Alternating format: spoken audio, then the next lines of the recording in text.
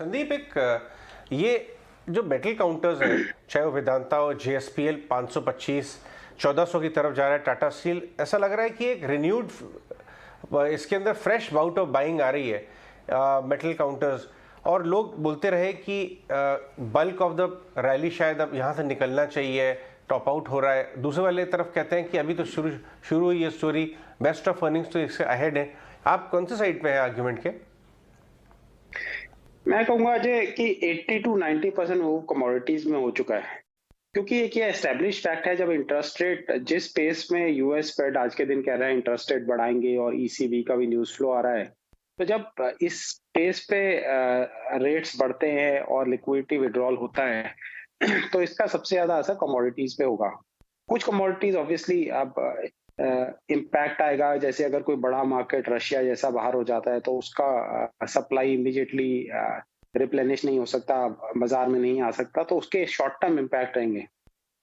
लेकिन डायरेक्शनली अगर हम देखें, जिस पेस पे मुझे लगता है ग्लोबली लिक्विडिटी का विड्रॉल होने वाला है सिस्टम में से, तो कमोडिटीज पे इसका हिट जरूर आएगा। तो हो सकता है वो 3-6 महीने बाद आए, अभी ना आए।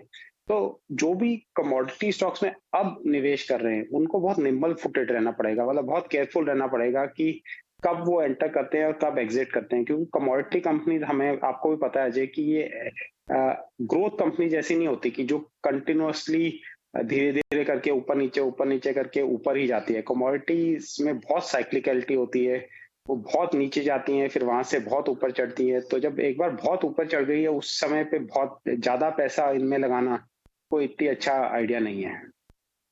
बिल्कुल, तो क्लियरली कमोडिटी मेटल स्पेस तो है ही जहां पर मोमेंटम हम देख रहे हैं। लेकिन संदीप, इस समय में जहां पर बाजार में वॉलेटाइल ट्रेड्स नजर आ रहे हैं, अगर व्यूअर्स इन्वेस्टर्स की भी बात करें, लोग अब डिफेंसिव प्लेज पर ही खेलना चाह रहे हैं जहां पर क्लैरिटी ज्यादा नजर आए।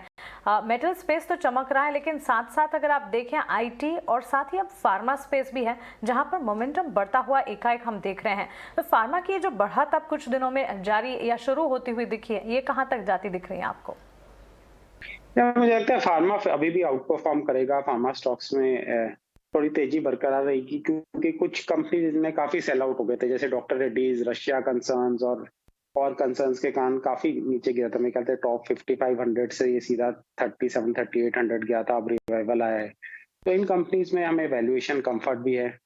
टेक्नोलॉजी अगर हम देखें दूसरी साइड पे, तो वहां मुझे और फार्मा एक अंडर ओन सेक्टर है, मतलब बहुत अगर आप पोर्टफोलियो हम देखें तो फार्मा थोड़ा परसेंट है लोगों के पोर्टफोलियो का।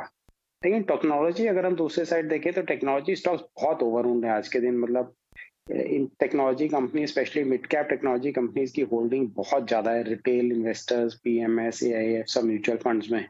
तो यहाँ अगर थोड़ा बहुत भी डिसअपॉइंटमेंट होता है अर्निंग्स का, तो और इनके वैल्यूएशन अब सस्ते नहीं है, तो मैं कहूंगा कि फार्मा थोड़ा बेटर सेक्टर है एज अ डिफेंसिव प्ले के हिसाब से आईटी के बजाय।